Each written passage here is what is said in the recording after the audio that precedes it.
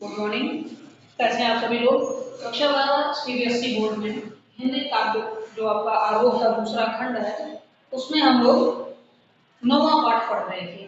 नौवां पाठ रघुपति सहाय फिराक गोरखपुरी जी द्वारा रचित है, जिसमें रुबाइयां पढ़ चुके हैं और गजल जो दूसरा भाग है उसमें से आधा हम लोग कल पढ़ रहे थे अपने पिछले वीडियो में, और अगला जो है बाकी के आपको 5 शेर जो है वो मैं आज पढ़ाने चल रहा हूँ।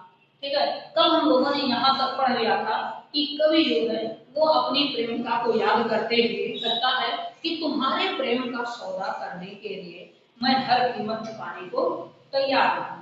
भले ही ये कीमत चुकाने में मुझे लोग पागल समझे, दीवाना समझ लेते हैं, तो मैं दीवाना बनने को भी तैयार हूँ, लेकिन तुम्हारे प्रेम की कीमत चुकाने के लिए मैं पीछे नहीं हटूंगा। ये सौदा हर हाल में मैं करके रहूंगा।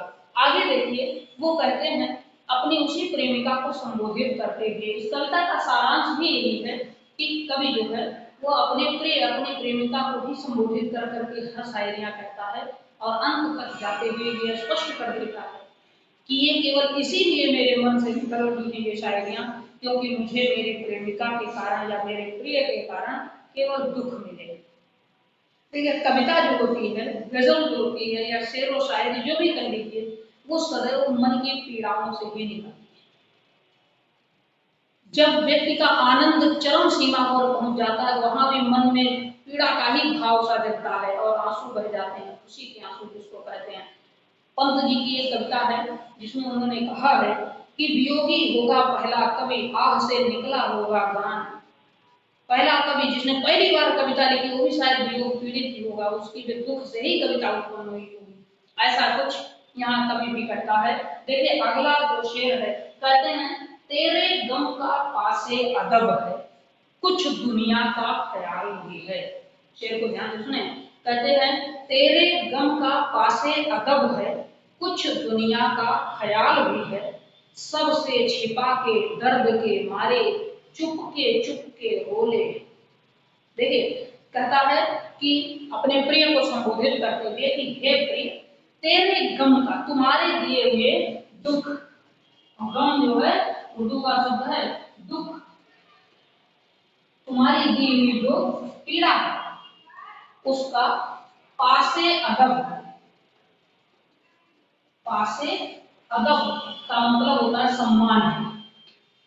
ठीक है, पासे अदब एक ही शब्द है जिसका मतलब सम्मान। देखिए प्रिय ने क्या किया, कवि को, प्रेमी को अपने दुख पहुंचाया है, लेकिन एक जो असली वस्तु में प्रेमी ही होता है वो अपने प्रिय से मिलने वाले दुख का भी अदब करता है। कहता तेरे गम का पासे अदब, तुम्हारे दिए हुए दुख का मैं सम्मान करता हूँ। ठीक है, जितना सुखों की इच्छा थी दुखों का भी उतना सम्मान करता हूँ, और कुछ दुनिया का ख्याल,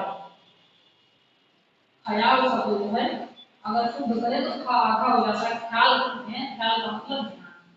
तभी कहता है एक तो मैं तुम्हारे दिए हुए दुख का, पीड़ाओं का सम्मान करता हूँ, दूसरे दुनिया का भी, समाज का भी मुझे ध्यान रखना है, इसीलिए सबसे छिपा के मैं अपनी पीड़ा, अपना जो दुख है, अपना जो गम है मन का, वो सबसे कैसे रखता हूँ, छिपा के, सबसे छिपा के रखता हूँ, और चुप के रो ले।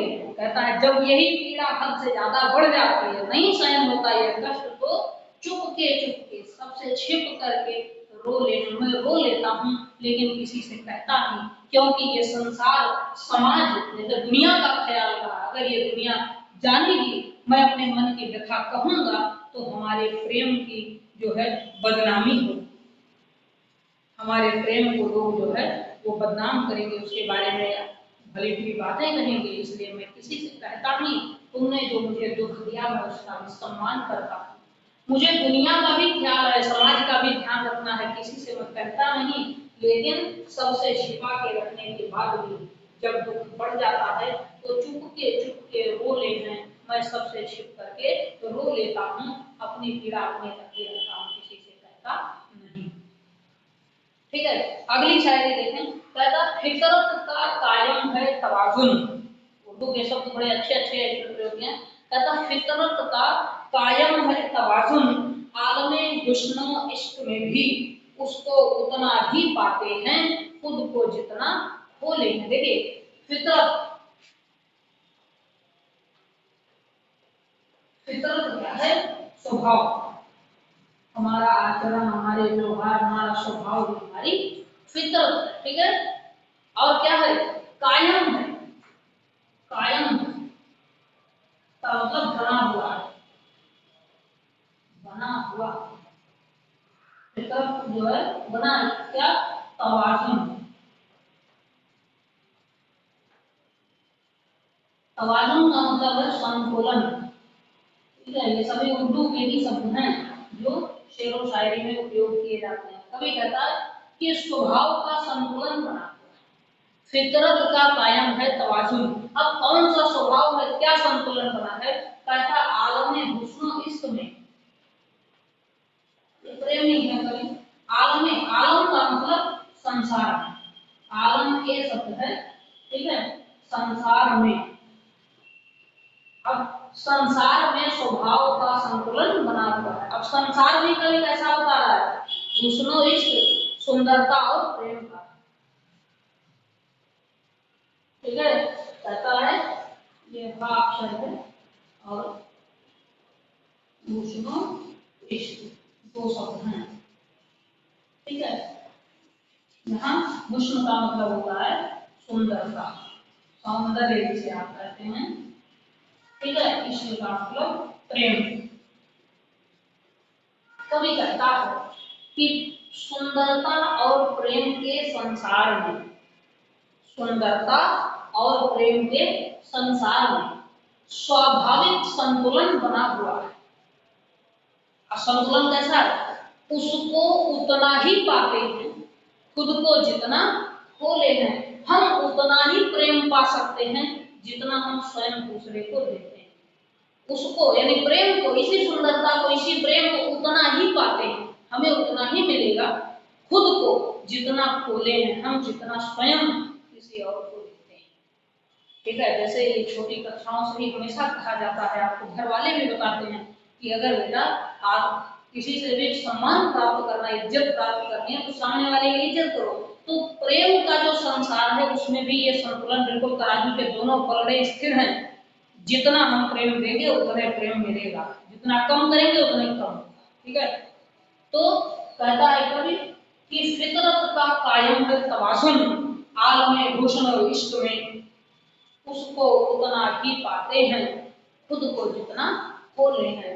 कहता है कि हुस्न, इश्क, सुंदरता और प्रेम के संसार में फितरत कायम है, तवाज़ुन कायम है, फितरत का तवाज़ुन। कहते हैं फितरत स्वभाव का संतुलन कायम है, बना हुआ है, उसको उतना ही पाते हैं। हम प्रेम को उतना ही पा सकते हैं खुद को जितना खोले। देखिए प्रेम में क्या है? पूरी तरह समर्पित हो जाना, कहीं स्वार्थ ना हो, अपने प्रिय के प्रति आपको ये स्वार्थ ना हो कि फलाने से हमारा कोई काम नहीं कराएगा तब आप प्रेम करो, नहीं। प्रेम में स्वयं को पूरी तरह समर्पित किया जाता है। जैसे भगवान श्री कृष्ण के प्रति श्री राधा जी का प्रेम था, स्वयं को समर्पित कर दिया, ऐसा प्रेम होता है। तो वहां संतुलन देखिए कैसे बना हुआ है। भगवान श्री कृष्ण राधा को छोड़कर द्वारिका चले गए, उसके बाद भी उनको याद कर रहे हैं, रात भर मुरली बजाते रहते हैं। उतना ही प्रेम मिलता है जितना प्रेम हम देते हैं।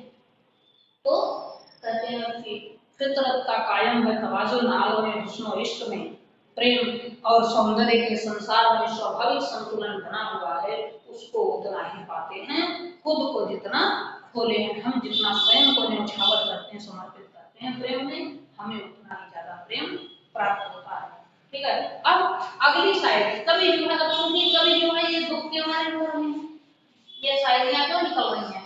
क्योंकि गम मिला है ना अपने प्रिय से, इनको, इनका जो प्रिय है, इनकी जो प्रेमिका या जो भी कर दीजिए वो इनको कष्ट देकर गई है, दुख देकर के चली गई, इसीलिए इनके मन से शायरियां फूट रही हैं।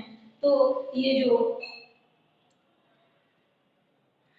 शायर हो गए हैं, कहते हैं आवो ताव अशार न पूछो। अच्छा लोग क्या है, कभी तो दुखी है और शायरी कह रहे हैं, लेकिन लोग तो वाहवाही कर रहे हैं, वाह क्या शेर है, क्या बात कही, क्या कविता की, ऐसी तमाम चीजें। तो कहता आवो ताव अशार न पूछो, तुम भी आंखें रखे हो, आबोताब अशआर न पूछो, तुम भी आंखें रखे हो, ये जगमग बैतों की धमक है, या हम मोती रोले हैं। कवि कहता है कि जो मेरी शायरियों में आबोताब अशआर, आबोताब जो होता है उसको क्या कहते हैं, चमक धमक, आबोताब अशआर का मतलब वैसे साथ में होता है अशआर, ठीक है। यहाँ देखिएगा बड़ा सा लिखो तो आखिरी लिखा गया है, ठीक है। कभी राग गोरखपुरी जी कहते हैं आवो ताब अशआर न पूछो, तुम भी आंखें रखे हो। वो अपने प्रिय को भी संबोधित करते हैं, या जो लोग कविताएं सुन रहे हैं, जैसे हम आप में पढ़ रहे हैं, हम लोगों के साथ कहते हैं देखो मेरी शायरियों की केवल चमक दमक न देखो, ये मत समझो कि ये बड़ी सुंदर कविता है, ठीक है। वो था चमक दमक यानी सुंदरता,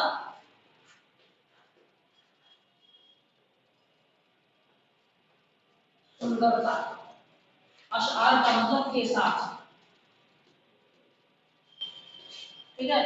कहते हैं आवो ताब अशआर न पूछो, ये साथियों दोस्तों एक अपनी प्रेमिका को संबोधित करते हैं कि मेरी शायरियों की आवो दमक के साथ, मतलब आवो ताब के साथ, चमक दमक के साथ मत देखो, सोचो तुम भी आंखें रखे हो, तुम्हारे पास भी आंखें का मतलब यहाँ विवेक है, तुम भी आंखें रखे हो का मतलब विवेक बुद्धि,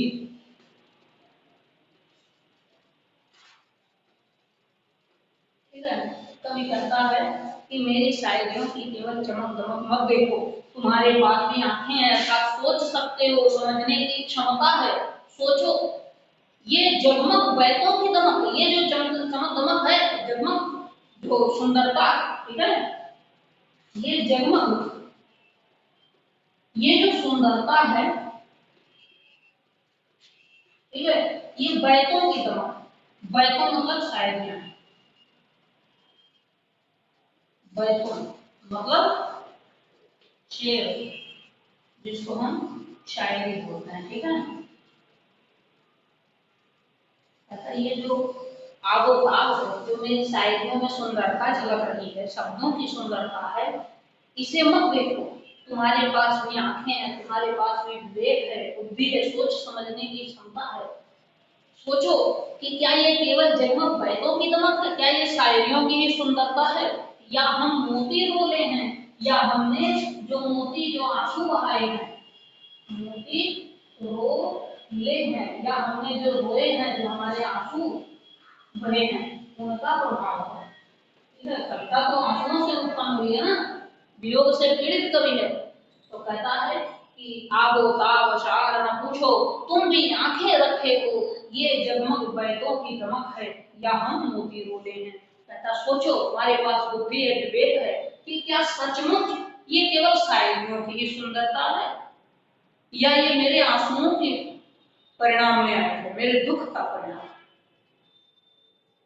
ऐसी बात है कि केवल शायरियों की सुंदरता नहीं है, शायर महोदय जो हैं ये प्रेम में पराजित हुए हैं, इसलिए इनके मन का जो दुख है वही शायरियों के रूप में बाहर आ रहा है। तो कहते हैं कि आबो ताब अशआर न पूछो, तुम भी आंखें रखे हो, ये जगमग बैतों की दमक है, या हम मोती रोले हैं, ठीक है। तो यहाँ तक आशा करते हैं आप समझ गए होंगे कि अपनी बात ही वो बार बार कहना चाहते हैं कि मैं खुशी से नहीं बल्कि ये गम में लिख रहा हूँ, मेरे प्रिय के द्वारा मुझे जो क्लेश पहुंची है, जो दुख मिला हुआ है, उसी का परिणाम है कि आज मैं इस तरह की शायरियां कर रहा हूँ। तो अब देखिए, अब इतना सब हो गया, फिर भी जो प्रिय है, जो प्रेमिका है, वो भूल नहीं लगी, बार बार याद आती है। तो कहते हैं ऐसे में तो याद आए हो, अंजुमने में रिदों को, कैसे कैसे उर्दू के शब्द हैं, ऐसे में तो याद आए हो, अंजुमने में, अंजुमन ए मैं शब्द तो आपने सुना है और गीतों में सुने होंगे, जो आपके फिल्मी गाने आप लोग सुनते हैं, मैं का मतलब मैं खाना, शराब खाना, जहाँ मदिरा मिलती है, और अंजुमन का मतलब महफिल। ठीक है, तो शराबियों की महफिल,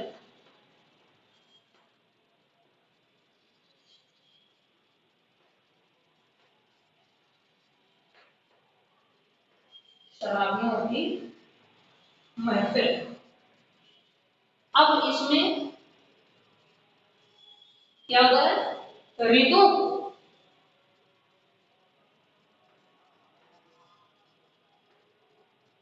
ऋतु, ऋतु मतलब शराबियों को,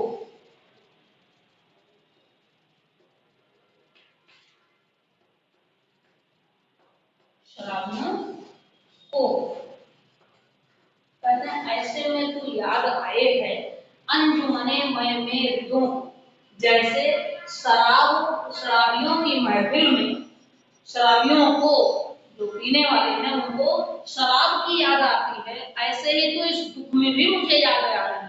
अपनी प्रेमिका को संबोधित करते हुए कवि फिराक पूरी करते हैं कि ऐसे में तो याद आए है अंजुमने में ऋतु, जैसे शराब की महफिल में शराब खाने को, मैं खाने में शराबियों को शराब की याद आती है, जैसे मैं खाने में बैठा हुआ हर शराबी केवल शराब को याद करता, मदिरा को याद करता है, ऐसे तो मुझे याद आती रहती है।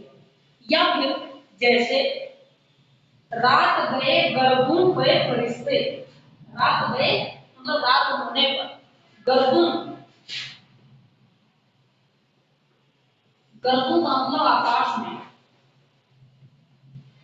आप गर्दिश शब्द सुने हैं ना, सितारे गर्दिश कर रहे हैं, बुलंदी कर रहे हैं, ऊंचाई कर रहे हैं आकाश में, आकाश को ही गर्दून आ गया, आकाश में।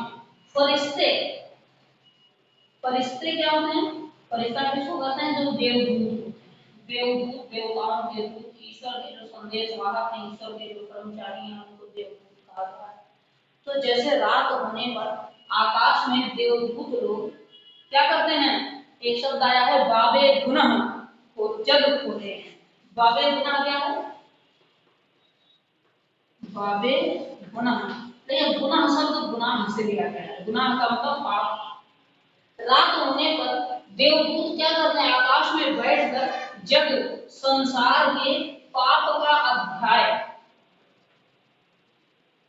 पाप का अध्याय खोलते हैं, अर्थात रात भर, रात में क्या करते हैं देवदूत आकाश में बैठकर संसार के लोगों के पाप और पुण्य का लेखा जोखा तैयार करते हैं। जैसे आधी रात को देवदूत आकाश में बैठे हुए सबको, सबके पाप का अध्याय करते हैं, सबके पाप का लेखा जोखा कर रहे हैं, या अब उसमें क्या होता है, सबको याद करते हैं। या फिर जैसे शराबियों की महफिल में शराबियों को शराब की याद आती है, उसी तरह इतने दुख के बाद भी तुम मुझे याद आती हो, बताओ मैं क्या।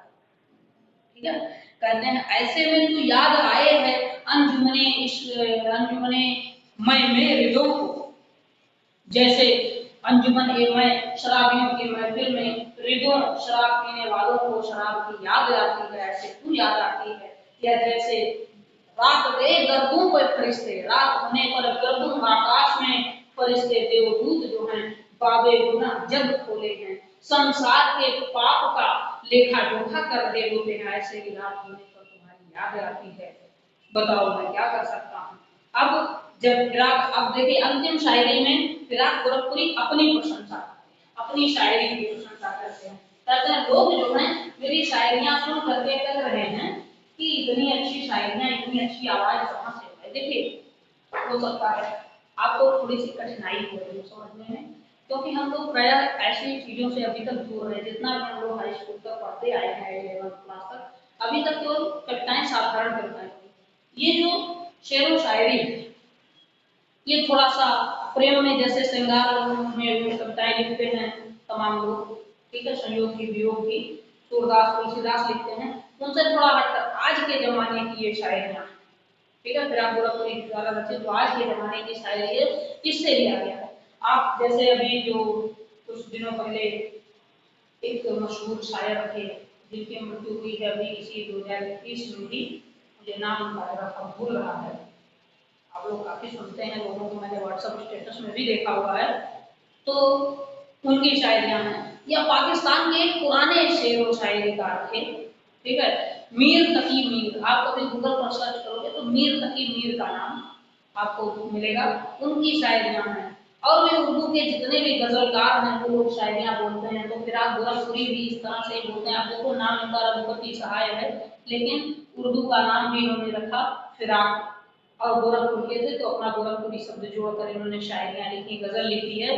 तो यहाँ ये भी वही चीज कह रहे हैं कि जब मैं शायरी बोलता हूँ तो लोगों को लगता है कि इसमें मीर की झलक में है। जैसे मीर तकी मीर जो थे, ठीक है, वो भी ऐसे वियोग श्रृंगार की शायरियां लिखते थे कि जैसे किसी प्रेमिका ने अपने प्रेमी को दुख दिया तो उस प्रेमी को स्वयं में अनुभव करते थे, ये मानकर कि मैं ही वो प्रेमी, और ऐसी कविताएं करते थे। ठीक है, राहत इंदौरी का नाम मुझे भूल रहा था, मैंने अभी अभी कहा कि उनकी शायरियां सुनो, वो भी इस तरह की बहुत अच्छी अच्छी शायरियां बोला करते थे। तो कवि कह रहा है कि सबके फिराक एजाज सुखन के कैसे उड़ा ली ये आवाज। ये अंतिम शायरी है, ध्यान से देखेंगे। कहते हैं सबके फिराक एजाज सुखन के कैसे उड़ा ली ये आवाज, इन गजलों के पर्दों में तो मीर की गजलें बोले। इन गजलों के पर्दे में तो मीर की गजलें बोले हैं। देखिए कहते हैं सबके, सबके का कोई होता है न्यौछावर हो जाना, बलिहारी जाना, या नजर उतारना जो कहते हैं, न्यौछावर होना। सबके फिराक, फिराक इनका अपना नाम जो कविता में जोड़ दिया है। एजाज सुखन शब्द है, एजाज सुखन। एजाज सुखन का मतलब होता है सुख देने वाली, बेहतरीन, आनंद देने वाली। ठीक है, बिल्कुल बहुत उम्दा, चुनिंदा जिसको आप कहते हैं, यहाँ आप उर्दू का ही शब्द हम लेते हैं बेहतरीन, बहुत अच्छा। अंग्रेजी में वेरी गुड, क्या कहेंगे, बहुत अच्छा। ठीक, कहते हैं सबके फिराक एजाज सुखन में कैसे उड़ा ली ये आवाज। लोग कहते हैं कि सबके न्यौछावर होते हैं, वाह वाही करते हैं। न्यौछावर होने का यहाँ मतलब क्या है, वाह वाही करना, वाह वाही करना। जो श्रोता है, जो शायरियों को सुनते हैं, वो सदके जाते हैं, न्यौछावर हो रहे हैं, शाबाशी दे रहे हैं, बलिहारी जा रहे हैं। कहते हैं सबके फिराक, वाह क्या बात है फिराक, बेहतरीन कविता कही तुमने, बड़ी सुंदर शायरियां बोली हैं तुमने, एजाज सुखन, क्या सुंदर शायरी कही है, कैसे उड़ा ली ये आवाज, इतनी सुंदर आवाज, इतनी सुंदर कविता तुमने कैसे लिख दी। लोग कहते हैं कि वाह क्या बात है फिराक गोरखपुरी, तुमने बड़ी सुंदर कविता लिख दी है। इन गजलों के पर्दों में, तुम्हारी जो गजल है इसके पर्दे, पर्दे मतलब पंक्तियां, पर्दों का मतलब क्या है, पंक्तियों में, इनकी जो लाइनें हैं, जो पंक्तियां हैं, जो लाइन लिखने वाले कहते हैं हे फिराक, तुमने इतनी सुंदर आवाज कहाँ से पाई, कहाँ से उड़ा ली इतनी अच्छी आवाज। इन गजलों के पर्दों में, तुम्हारी जो गजल है इसके पर्दे में, इनके चरणों में, इनकी पंक्तियों में तो मीर की गजलें बोली हैं। मीर जो थे, मीर का पूरा नाम मीर तकी मीर था। ये क्या थे, पाकिस्तानी शायर थे। ठीक है, ये पाकिस्तान के थे। आप कभी इनको सर्च करेंगे गूगल वगैरह पर तो आपको मिलेंगे। शायर थे, गजलकार थे, फनकार वैसे जो थे। तो कहते तुम्हारी गजलों में, तुम्हारी गजलों की पंक्तियों में मीर की गजलें बोले हैं। बोले हैं का मतलब मिलती जुलती हैं। तुम्हारी गजलों की जो लाइनें हैं, पंक्तियां हैं, वो मीर कवि साहब, मीर साहब की गजल से मिलती जुलती हैं। कैसे इतनी अच्छी आवाज में तुम कविता कर लेते हो। तो इस कविता का सारांश यह है कि कवि जो है वो पूरी तरह प्रेम में निराशा को प्राप्त किया है, उसने अपने प्रिय के द्वारा उसे गम मिला है। इसीलिए वो कहता है कि भोर के पहले जब रात बीत रही है, सुबह होने में कुछ समय है, उस समय जब फूल खिलने वाले, नव रस गुंचे पंखुड़ियों की नाजुक किरणें खोले, नव रस से भरी हुई, नए रस से भरी पंखुड़ियों की कांटें खुलने वाली, तो लग रहा है मानो सुगंध और खुशबू पंख फैलाकर बगीचे में उड़ने को तैयार है। ऐसे समय में कहता है जब तारे टिमटिमाते हुए अस्त हो रहे हैं और सारी दुनिया सो रही है, ऐसे में मुझे ऐसा लग रहा है, कभी को ऐसा लग रहा है जैसे रात का सन्नाटा भी कुछ कह रहा, बोलता हुआ प्रतीत होता है। मतलब उसे हर क्षेत्र से अपने लिए कहीं ना कहीं कष्ट वाली बात हुई जो है। कहता है कि मेरी किस्मत मुझे रोती है, मैं अपनी किस्मत को रोता हूँ, दोनों एक दूसरे को दोष देते हैं, एक ही जैसा काम है। जो लोग मुझे बदनाम करते हैं वो ये भी समझ जाते काश कि मुझे बदनाम करने के चक्कर में खुद बदनाम हो रही। ये चीजें हम लोगों ने कल पढ़ी थी। सारांश इतना कि प्रेम में निराश कवि महोदय ने इन शायरियों के माध्यम से, इन गजलों के माध्यम से अपनी पीड़ा को व्यक्त किया और अंत में अपनी को संशासित करते हुए उन्होंने कहा है कि लोग कहते हैं कि इतनी सुंदर आवाज कहाँ से पाई हो फिराक, तुम्हारी गजलें तो मीर साहब की गजलों से मिलती जुलती हैं। तो यहाँ तक आप लोग पढ़िएगा। इसके बाद हम अगले पाठ की बात करेंगे। अगला पाठ है आपका जो है अगले वीडियो में उमा शंकर जोशी द्वारा रचित 10वां पाठ है। दो कविताएं, छोटा मेरा खेत और बगुलों के पंख, छोटी छोटी कविताएं हैं जिसको मैं 2 वीडियोज में पढ़ाऊंगा, पढ़िएगा ध्यान से। कोई समस्या हो तो मुझे जरूर बताएंगे।